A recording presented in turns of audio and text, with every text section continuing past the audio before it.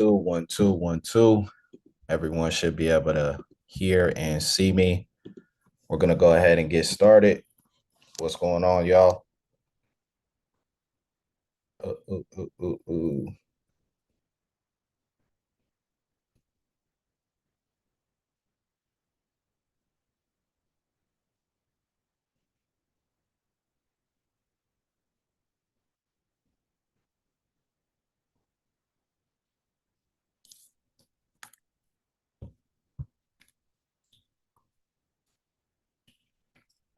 What's good with y'all?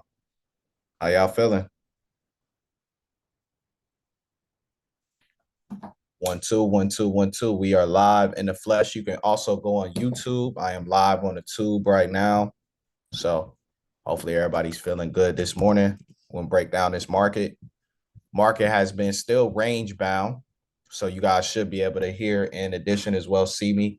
If you missed some of the announcements, we do have the tour, which is continuing. Do not ask me about any other cities. The cities that are listed are the cities that I'm coming to. So if your city was not on the list, it's just not on the list for right now. So hopefully everybody, like I said, is doing well. We're live here in San Francisco.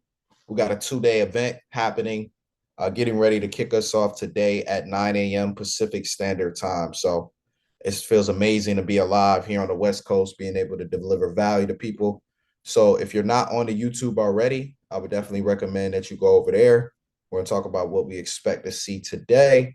Like I said, once again, we're in the same ranges on Monday, the beginning of this month. We saw Monday, February 2nd, a drawdown. Like we're in the same ranges on the SPY and the QQQ. NVIDIA had a good report, but it wasn't enough to really lift it higher. And like I told you guys, post earnings, that we would end up taking a move to the downside. So you can see that here right now. NVIDIA is selling off here post earnings. You got Microsoft, which is down about $9 today, down about 2.5%. So you're seeing some profits getting taken as well on some of the NASDAQ tech heavy businesses. You got the SPY, which is back here right now at about 683. The only way that we're going to really draw down is if we break underneath 676. But like I said, the volume is very tight here. So it's like 1 day up, 1 day down. You notice the back and forth range bound action. You got NVIDIA, which right now is approaching $180. So if we do get below that, still the kill zone level for NVDA this year is 164. So unless we're getting below 164, you are not going to see any move to here to the downside. So if you are able to join me on YouTube, I would recommend that you tap in with me on YouTube here. So I am live on IG and as well on YouTube. YouTube, you can actually go ahead and see you can go ahead and actually see on YouTube here for me. So go ahead and do that now if you hadn't already. So yep. So yeah, like I said, just back and forth range bound action. Not really too much going on outside of that. Still, we did have a couple of things that we are looking at. So I want to go over. You got Zscaler, which is down about this morning to about 148, ticker ZS. We had earnings yesterday. The stock fell $20 after hours. It made a lower low and then proceeded to make a lower high off of that 140. But now if we get back below 140, get back beneath 140 on Zscaler, we will make a lower low. The price that you want to get Zscaler at is right around about $100, right? Right around like $100 is where I think that you're probably going to be able to get this business at. So this is definitely a buy in those areas, right? So your software, your cybersecurity companies have been getting cooked, and we've highlighted that over and over again. So it is 5:30 here on the West Coast, 8:30 on the East Coast. Welcome to everybody that's joining in this morning. We'll talk about these assets that are hitting the discount shelf. Same thing. You had a lower high. So every time you see these green days, right, these rallies to the upside, you saw the Qs go to about 616, and now we're pulling back again. We still haven't made a lower low on the QQQ or the SPY yet. So lower lows on the QQQ and the SPY don't come until on the SPY. Like I said, we need to get on the S&P 500 You need to get a break underneath 675. Once you get a break underneath 675, you should come down to 670. That'll be the low from December. But if you just look at the chart since the beginning of December of the SPY, down, up, down, up, down, up, down, up, down, up. Now it looks like we're heading down again. Do we bounce again? So this is why I say we're range bound on the indices overall. There's individual stocks that have obviously suffered. Your obviously cloud computing names, cybersecurity names, crypto names. Those names have been the major movers to the downside. But for the most part, names like Nvidia, Apple have stayed pretty much right where they've been at, right? They've been range bound. You even had the banking sector, Goldman Sachs and JPM, right? Make up a lot of our DIA. They're in the same spot, right? Still looking at Palantir, want to see ticker PLTR still get below 125 bucks. So you're still looking at that. Right now we're at about $133. So you're still needing Palantir to get below 125 if you want to see any further move downward. You also have names like Oracle, which we've been waiting on Oracle to make a move downward as well. You're still waiting on Oracle coming back underneath 135 bucks would be making a lower low. So same things the whole month of February, really Oracle was in a range bound move. We're back at 145 here this morning. Underneath 135, you will make a lower low. One of the things that I stress to people when looking at charts is understanding the difference between lower lows and lower highs and higher lows.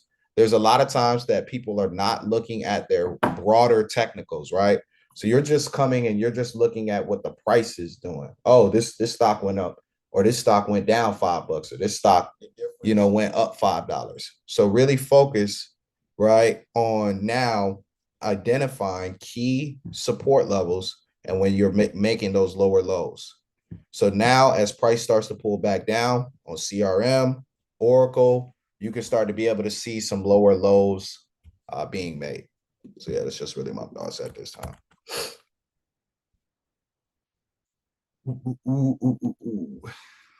Carvana, same thing. Made a lower high. Now it looks to go ahead and make a lower low. So same thing on all of these different time frames. Lower lows, lower highs. Lower lows, lower highs. Let that stick, marinate, let it make sense. Let's talk about A-Lab, Astria Labs, which is back at about 122 bucks this morning. Look for A-Lab, which has been making a bear flag pattern. You can see that bear flag develop now here. Look for A-Lab as we get back below 120 bucks and break below 116. A-Lab will be on the move downward as well, back to about $103. So ticker A-Lab. Look at A-Lab. Watch Oracle and A-Lab. We're not done, in my opinion, falling here. And this is why I stress to people when they're talking to me about what's happening in the market and saying, oh, well, you said this stock is going to go down, and it went down, but then it came back up first. It's like, that's how the market moves. But so many people are trying to, and let this be a message to you guys. So many people are trying to trade and not understand technicals first. Like being able to catch trades is a privilege. You know what I mean? It is a privilege. And you don't have to trade every day. I want to debunk that. That's the problem. Some people are thinking that you have to trade every day or catch every single position. No, you really just need a few positions each time to really be profitable and be successful.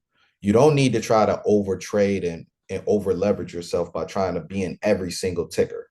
Right. And I think that's where the mistake comes in of people trying to be in every single ticker. Refrain from that. And it's much easier said than done. But I do want to stress to people, do refrain from that. Next week, you have AVGO, Broadcom, which is going to report their quarterly earnings. So you got ticker Broadcom, which will report earnings on March the 4th. So Broadcom is hanging on by a thread and needle here at 313. Underneath 306 on Broadcom, right? So underneath 306, I do want to show this real quick. Underneath 306, you should see a move back down to about 290, right? So that's in the event that Broadcom has a rough report. I don't know if they will.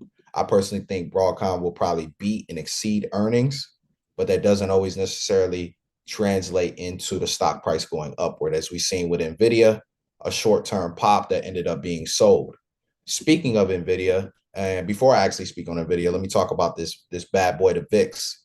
If you were looking at my story, one of the things that I highlighted and I consistently tell people over and over again was to make sure that you guys set your VIX alerts. I said this when the VIX a couple of days ago broke back down to about 17.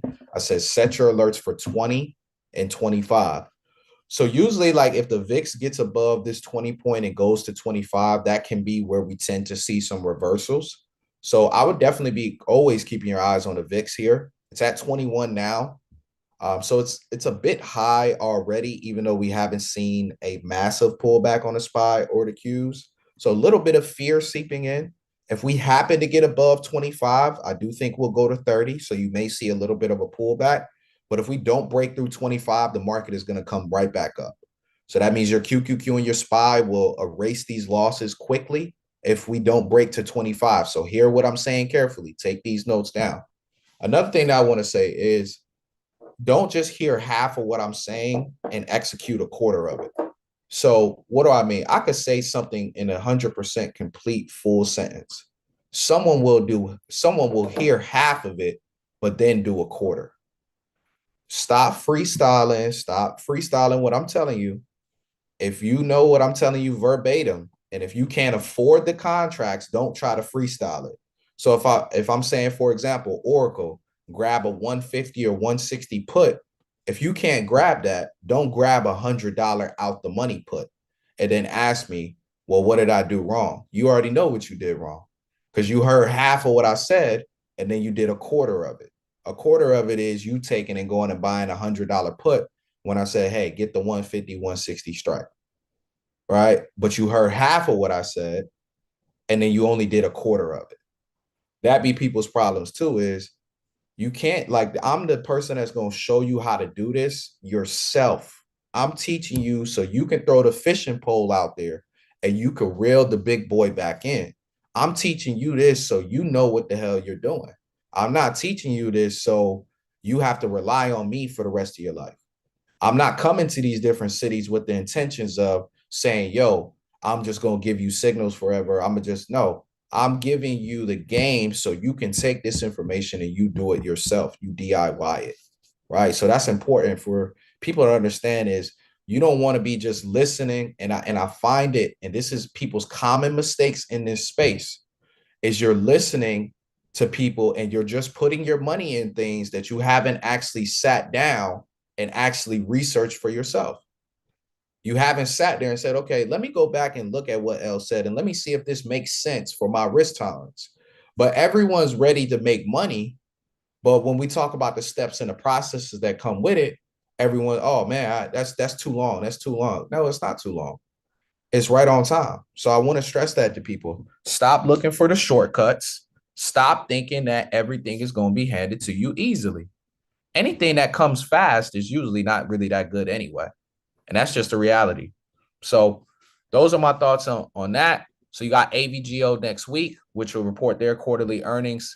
Keep your eyes on MU and SanDisk. They had a little bit of a run early in the week, but then they got sold off. Keep your eyes on both of these. MU below 400 today, or maybe even into next week, could have some downside on MU, right? So had a little bit of a breakout to about that 435, wasn't able to sustain it. Price ended up coming back down. So look for a break back underneath 400. You'll see a retrace back down to about 384. So look on MU. We're feeling a little bit bearish on a couple of these names here. Dell had a good report last night, so shout out to Dell. Let's talk about AM Dizzle, which popped early in the week, but obviously is being sold off. We're back at about $200 a share.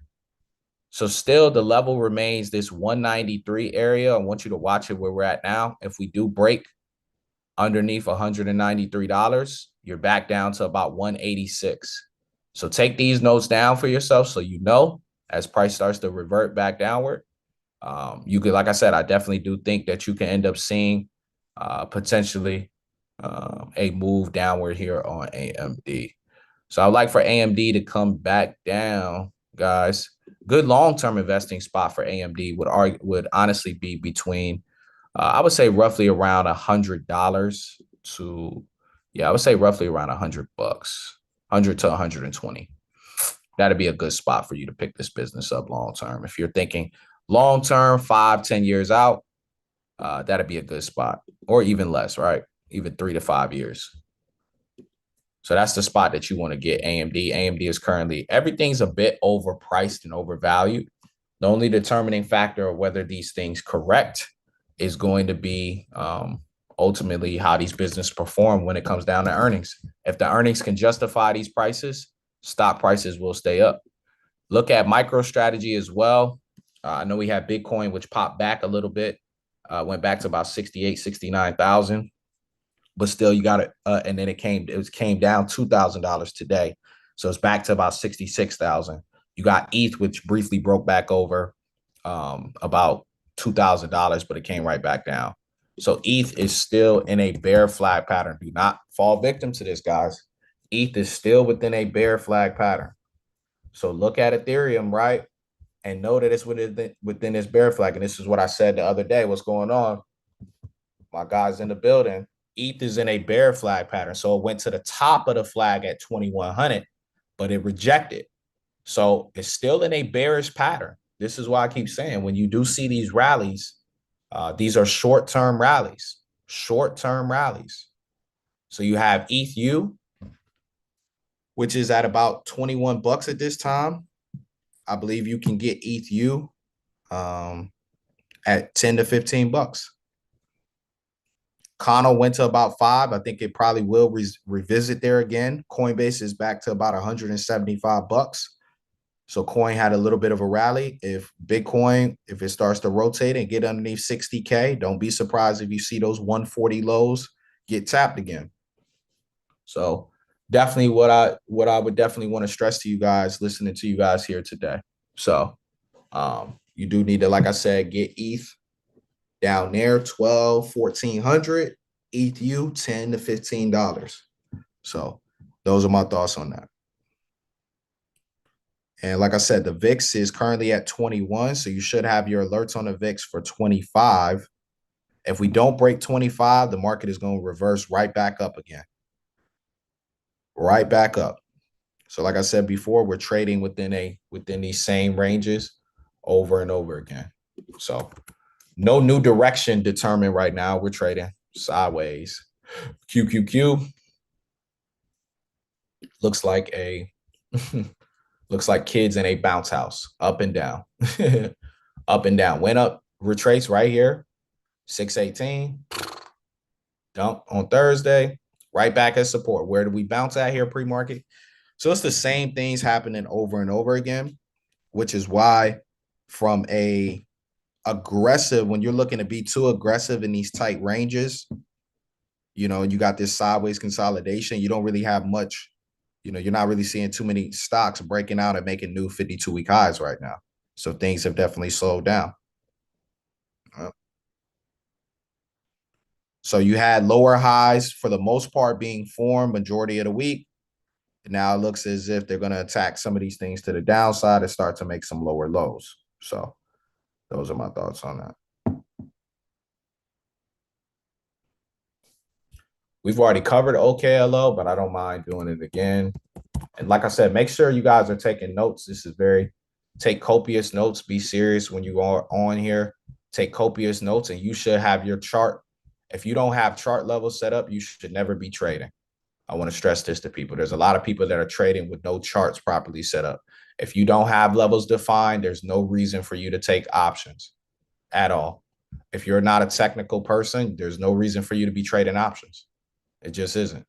If you're trading options and you don't have charts set up, there's no reason for you to be trading options, right? And proficient charts, you should be a proficient chart reader before taking an options trade.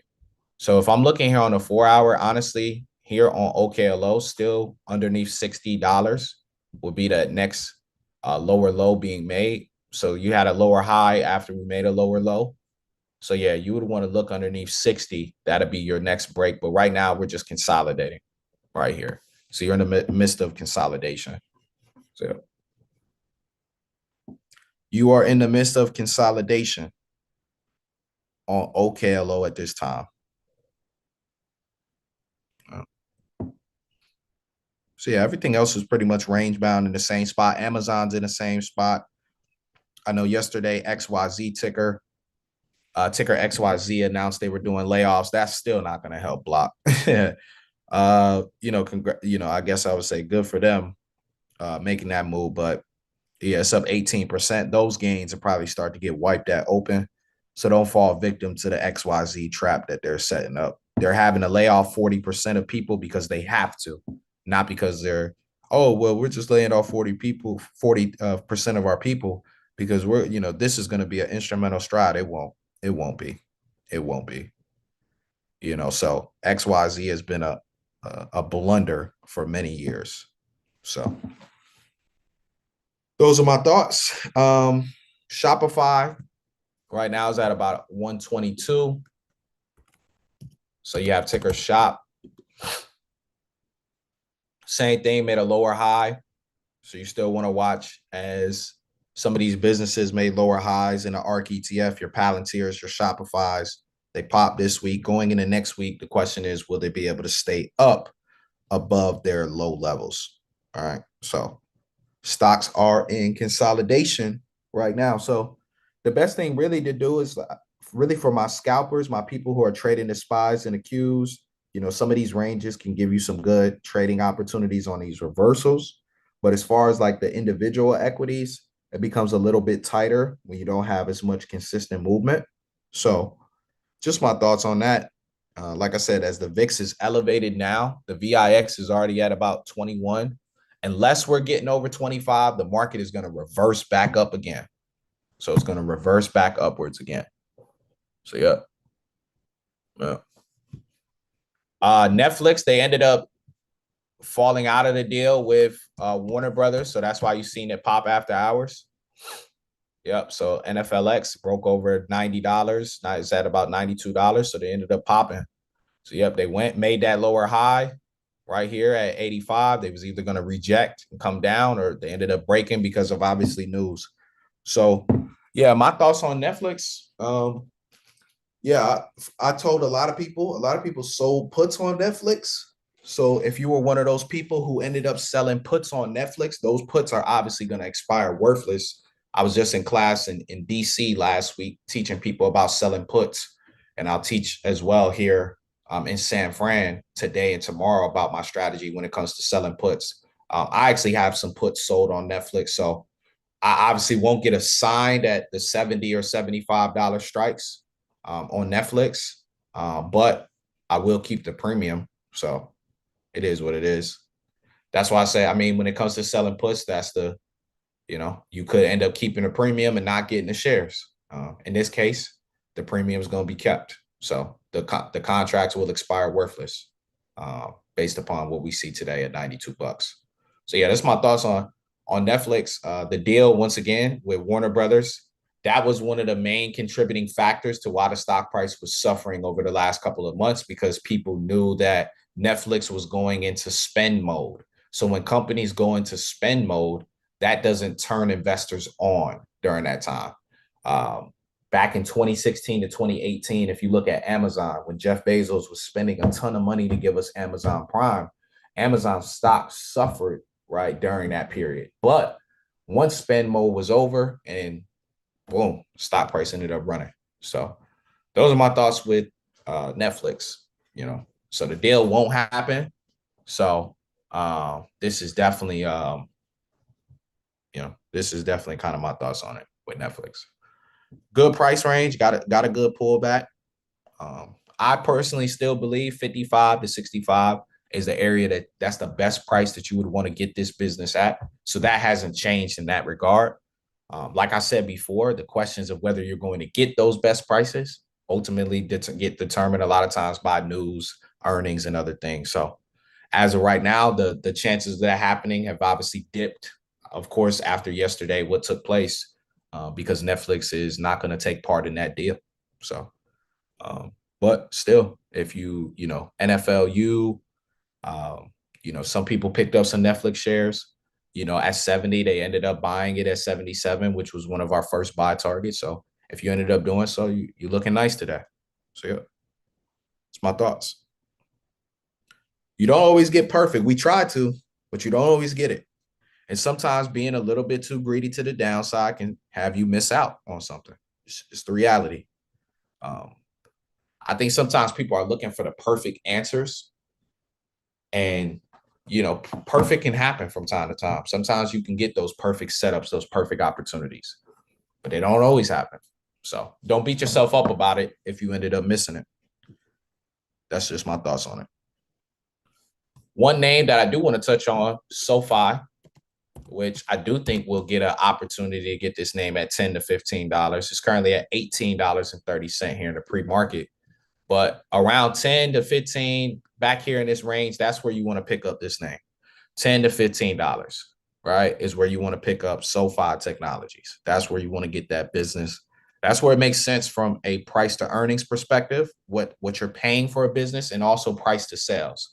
Those are two of the main contributing factors. And I want you guys to put that in the chat and put that on the note.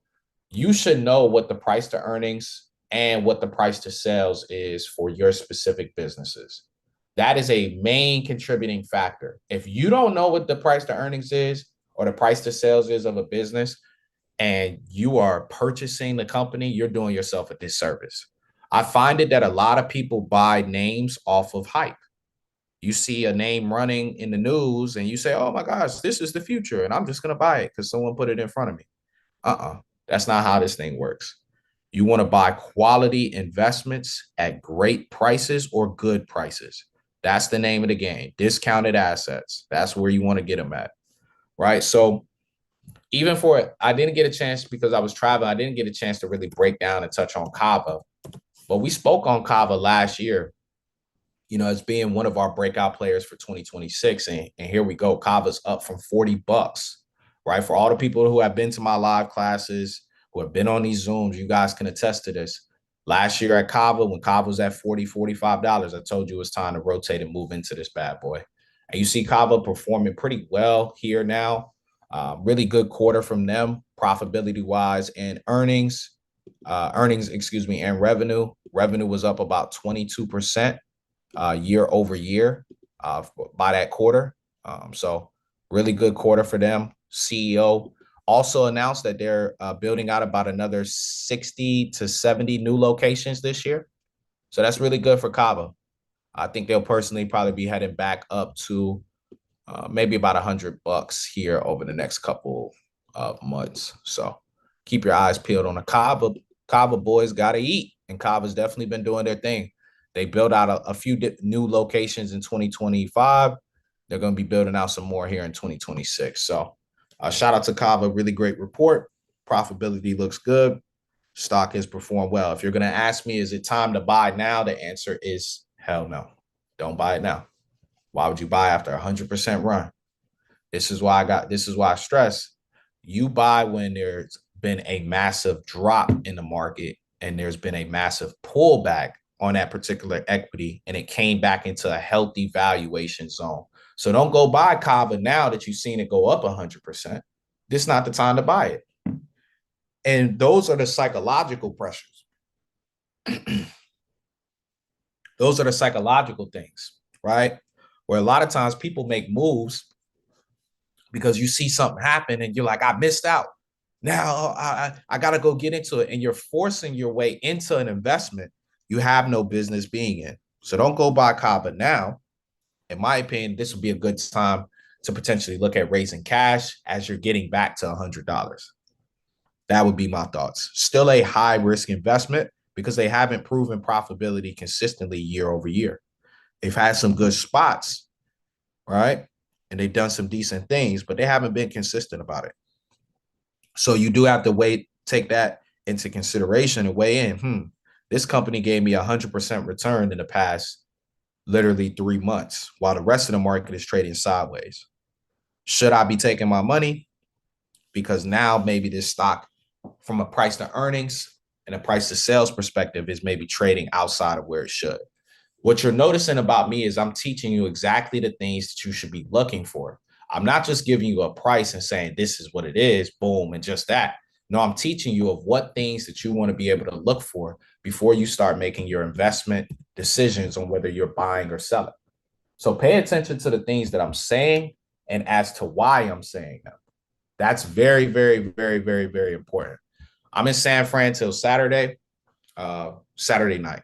So I'll be out of here on a red eye back to Atlanta Saturday night. So yep. If you look at here on Cava, Cava, right? Company right now pretty much have a 1-to-1 cash to debt ratio. So they have pretty much the same amount of cash and debt. Also, if you're looking at the shares outstanding, they have about 115 million shares outstanding. Now as well, what you'll notice is Cava has about a 54 P to E, a 156 P to E ratio, a 54 EPS trailing past 12 months. Yeah. Okay, cool. Definitely. I'll send you the address. You can pull up to the event if you have some time. You've been a day one community member, so we'd love to meet you in person for sure if you have some time. So the P to E ratio is 156. And you should be looking, in my opinion, for the PDE to be between 15 to 30 to consider it a fair value investment. So yeah, I'm just telling you here right now, if you are looking, that's just my thoughts. So yeah, just my thoughts. So you should have these notes down. This is why I would say that the story is changing, because now this business is a little bit further stretched than where it should be. So I would be raising cash on Cava at this point. I'd be selling it. The question, but what if it goes to 110? What if it goes? Who cares? This doesn't match your investment thesis right now. This is outside of where, but the question is, what if everybody worries about, well, what if it goes from 80 to 110? But what if it goes from 80 to 50? Let's have those conversations too. Because anytime you say, well, what if this goes up $30? Well, what if it goes down $30? Let's also have those conversations, right? Because what if your profits get erased? Oh, I don't want that to happen. So take profit here and forget about whatever happens after you get out. Forget about it. You made money, right? The question I ask you is, you made money? Of course, I made money. Cool. Move on. Like a lot of times, the problem with us trading and investing is it's the human side of us that takes over, right? Where we feel as if we have to get every single ounce, every single squeeze out of the bottle. You using it right until the bottle gets empty, right?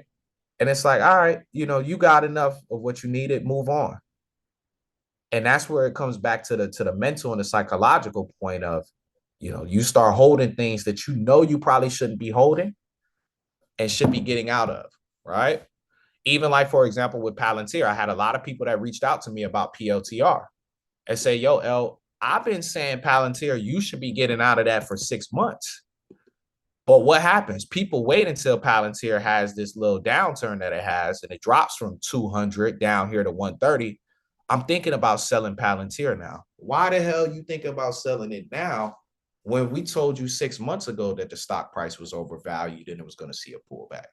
But the question you had in your mind was, what if it keeps going? What if it keeps going? And then when it doesn't, that's when, you end up losing money. Because now Palantir, same thing with OKLO. I was loud about OKLO. I said, yo, this thing is trading way too far. It was at 140, 150. And I'm like, all right, it's going to come down. It'll be back down to 70, 80.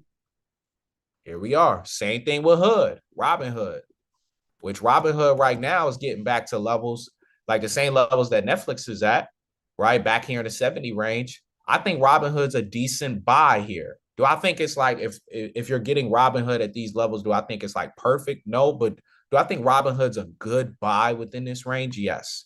But do I think you could still maybe get 50, 55? Yes. Do I think if you bought some at 76 and it went to 50, that you would be like, damn, I think you would just buy more. And that's the part of the psychological aspect that I really want to teach is Like there's going to be, you're not going to always start when people talk to me, they say, I'm just looking to get the perfect entry.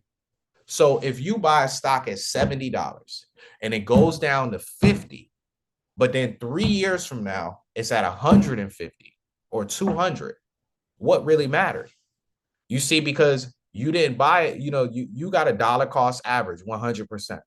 So if you know that that's a fair price for you to pay in the 70s, and you're saying, hey, if at $50, I'll just buy more. That means don't look to at sit in the 70s to say, all right, this is my all-in number. If you have a goal of maybe getting 50 shares, maybe you buy 20 at 76. And if it goes to 50, you buy your other 30 and then you keep it pushing. I'm just using 50 as just an example, right? That's the nature of the beast that you have to look at it. You shouldn't look at it and say, all right, it's going to get to this level and I'm going to put all my money in here. No, you should look at it and say, okay, L defines some levels for us, which I did. I said Robinhood here in the 70s, here 60s, 50s, like these are your levels. And boom, now that these levels are appearing, you should be nibbling at it. Because at the end of the day, once again, I said, you would love to see perfection fall out the sky. You would love to see some perfect levels pop up. But, we don't live in a perfect world. So those things are not going to always happen. There's going to be some stocks that's like, they give you the opportunity of a lifetime and you got to capitalize on while it's there. The same thing I'll say about with Bitcoin, right? I personally, this is just my thoughts, right? I still think Bitcoin is going to come down again and get below 60K.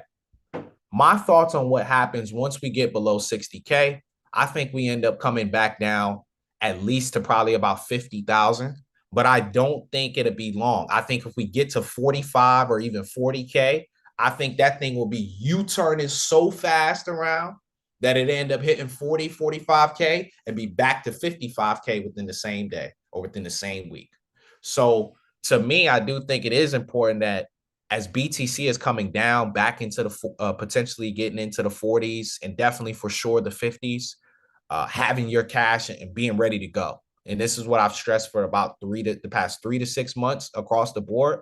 I've been saying, raise cash, these opportunities that are going to present, be in position to take advantage of them when they happen. Because truthfully, you don't know when they're going to happen. It could be one random weekend in March, Bitcoin falls through the floor at 60,000. Next thing you know, you looking, it's at 52K. You're getting your alerts, but you're not ready.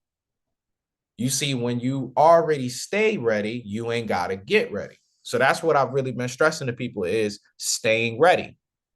But if you're going to be in and out, you're going to be hearing one part of it and doing only a quarter of it, this is what ends up happening. You're not going to listen to the whole thing. So really, really hear what I'm saying. Like anytime I'm coming live, this is not to waste nobody's time. This is just to give you the straight, raw truth and help you to understand what's actually happening. Right? This is not the time to be flexing on nobody. This is not the time to be out here. I see a lot of people that fall victim to, you guys are consuming content from people that's putting, showing they on private jets and they ain't taking off, right? They showing they in private jets, all these cars. Why are we falling victim to that? This lifestyle marketing, lifestyle stuff, and people just selling you a bunch of smoke.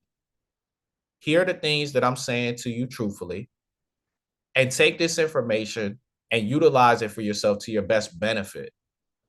Really be intentional about saying, hey, I'm really trying to learn this so I can do it myself. I don't have to always, sit on somebody's live or have to sit on YouTube and wonder. I now know it. So now when I'm sitting on YouTube listening to L, I now understand what he's saying and I can make my own investment decisions. And I understand why I made those decisions. And once again, everything's not about a trade. To me, this is the time, as you see, the market ain't going nowhere. Literally, that's not even a figure of speech. That's literal.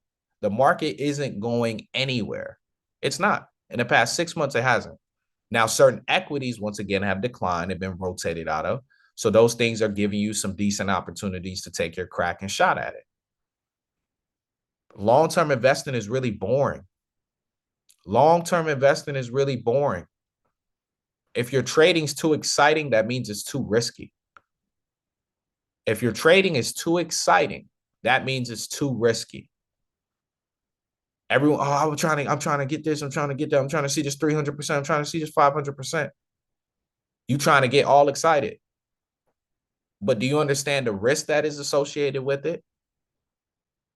When you're trading shorter dated, it's high risk, high reward. Keyword, high risk, but also keyword, high reward. So the higher the risk, the higher the reward is. Just the reality. That's the nature of investing in all asset classes. The higher risk that you do in anything, there's going to be a high reward. But once again, it comes with a higher risk. You also have to consider what works best for you and your lifestyle. You know, if you have a high demanding job, you're not going to be a day trader, and that's okay. But nothing is going to beat long-term investing over time, right? Nothing's going to beat consistent long-term investing in the right places and areas, especially when we see these massive pullbacks. So taking advantage of some of these shorter dated options that you have out there to be able to benefit and build some cash. Cash flow is king. Cash flow is king. The more cash flow you have, the more money that you have to invest. The more cash flow you have, the more money you have to invest. That's the reality. That's the more cash flow you have, the more money you have to invest. It's about keeping your liabilities as low as you can. Because at the end of the day, life as we know it is expensive. No matter what city you live in, your groceries is up, you got a mortgage or you're paying rent, whatever the case may be, you have expenses. There's things that you can't go without. And one of the reasons why I get mad with a lot of stuff that I see online is because to me, it's a lot of BS, right? Why are we teaching people to do the right things to get more money? But then when we get it, we're just telling them to go spend it on dumb stuff. Just go put money on stupid things. Like first, you make another $50,000 to $100,000. You shouldn't be going and thinking about buying a vehicle cash. You shouldn't be going to the dealership buying a $80,000, $100,000. Oh, well, I made this money. Let me go spend it right now. We have a spending problem in our community. The first time we level up our income, we make some more money. We want to go show everybody. Look at me. I'm nice and shiny. I've gotten more money now. So let me go show everyone. You see, this is what you can do, and let me go show you. You see, you leveled yourself up, so I gotta show the world. They gotta all see it. Nah, you don't have to do that because other cultures don't do that. And we can learn a lot from them. Learn a lot. Why am I taking money that I worked hard, that I poured dollars into this investment, or I worked hard for to go spend it and give it right back? You know what I'm saying? I just think it's just like I'm not giving my money back to these companies that I just invested in and made all this money from. I'm not giving my money to all of these dealerships. I'm not giving my money to all of these auto brands. You can go crash the car tomorrow and the car's gone. I don't care about that. What I care about is, what am I leaving my seeds? What am I leaving my family? What impact am I leaving for people? How many people did I help make money? That's the value add that you should be thinking. It's like, how can I go and get more? Okay, I made a good return here, but let me make sure I put some aside for my taxes. Let me make sure I put some aside, right, for my other long-term investments that's going to come up. To me, that should be the conversations that we having. But first thing we do is we get more money and we go blast it. We got to flash it. Look at me. I got this. I'm going to show you all the money that I spent. And now I'm going to show you my house. I'm going to show you like, no. Because what good does that do? There's no reason to be flexing on nobody. It's 2026. Act like you had money before. Simple as that. And so people need a mindset shift from consumer to investor, correct? Stop thinking just every time you get more money that you got to go out there and consume more. I got to go out there and spend it. Man, I made more money, so let me go out there and spend it. No. Be smart about it. Because listen, Bitcoin one day going to be 200K. I don't care. I debate. I don't care what nobody says. One day it's going to be 200K. It's going to be 250K. And right now it's 50, 60,000. I don't want to be the person that I got more money that I spent on cars than what I spent on Bitcoin. Uh-oh, who I'm talking to. Uh-oh. Don't be the person you spent more money on cars than what you spent on Bitcoin. Uh-oh. Uh-oh. That ain't gonna happen. Because BTC is gonna be up there to 200, 250K. And I'll be damned if I don't have as much Bitcoin as I want. So that's what, like I said, that's really my mindset is how do we put our community in a better position, right? In the long run. That's all it is.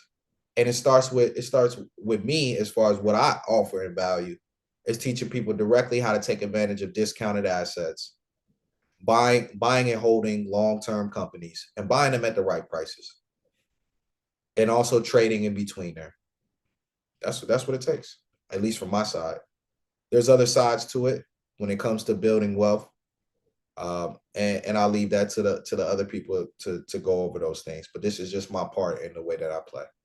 So all I really have to add to you value-wise here really this morning, the market isn't going anywhere, literally, not figuratively. Pay attention to the discounted opportunities that are presenting themselves and take advantage of them accordingly. You know, don't feel like you got to rush. I think a lot of times we don't have comparison, you know, comparing, oh, well, this person, this person, that. Comparison is the thief of joy. You see, a lot of people is not where they should be because you so steady looking at, oh, well, I got to wait till this. I got to wait. What you waiting for? What you waiting on? What you waiting on? Just is what it is, man. What you waiting on? It's either put up or shut up. What you wasting time for? Put up or shut up. So, like I said, nonstop every single week, I show up to deliver value. I'm coming to cities near you. Next cities on the docket is Alabama, Montgomery, Alabama. Shout out to one of our community members, Miss Frazier. She put that together. So Alabama's on the docket next. After Alabama, we have Houston, which is going to be March 25th, Wednesday, March 25th in Houston. Then we have a 2-day event in NYC. So it'll be Monday, March 30th and March 31st. And then DC will be April 23rd and the 24th again. So tickets will be posted up for, we already sold out for Montgomery. So, but for Houston, New York City, and DC, you will see ticket links in my bio over the next couple of weeks. So just put those dates down for yourself now. And when tickets drop, I will announce. So, yeah. Any last questions before I close up for today? Any last questions before I close up and cool out a little bit before this class? I know the market is getting ready to open up in 10 minutes. Yeah, DMV was good. They treated me great last time. Shout out to the DMV. We had 60 people in the house. So I was very appreciative of that. So, yep. So you can, I don't have any current plans right now to come to Dallas at this time. Those are the dates in the city. So I know Dallas is about a 3-hour ride from Houston. So if you'd be interested in connecting, it'd probably be better for you to get to Houston for that March event if you can. But I don't have any current plans right now. So, yeah. So, yeah, these are just the cities for now that we have planned. So once again, a lot of these events are completely taken with money out of my own pocket, right? So at the end of the day, you know, events are coming out of my own pocket. So consider that. I'm flying to a city near you or a city that you're in. I'm putting up money on a venue to come and drop and deliver game and value inside of a recession. So once again, my time is money. So if you know, it's just what it is, man. A lot of people go and you guys pay these other guys and, you know, you have no problem paying them. When it comes to me, everybody wants a discount. Everybody wants something for free. You're already getting enough for free. This YouTube's for free. This live is for free. My advice is not free, though. I will tell you that. It's not free. So you asked about Big Mooch. You already know. You should be in the community already, bro. I'm gonna just say what it is. You should be in the community already. I gave you plenty of opportunities to get in the community.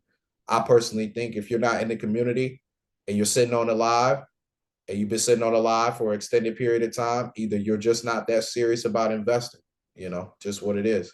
I will answer your question though. Lyft, to me, you asked me, will it hit $30?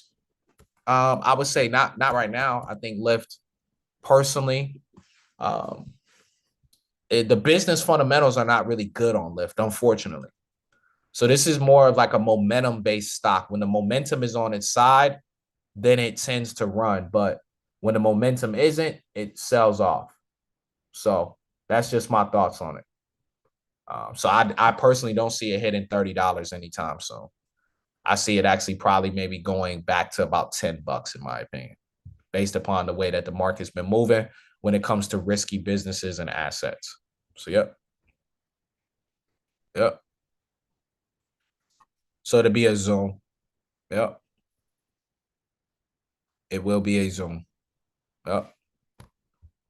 So that's that. I appreciate y'all and peace out. All right, great people that's here on the YouTube. If you're not in the community and you would like to, 716-930-6783. Other than that, peace out. All my beginners, we have classes next week. So be ready for those classes when I get back to Atlanta. So I appreciate y'all.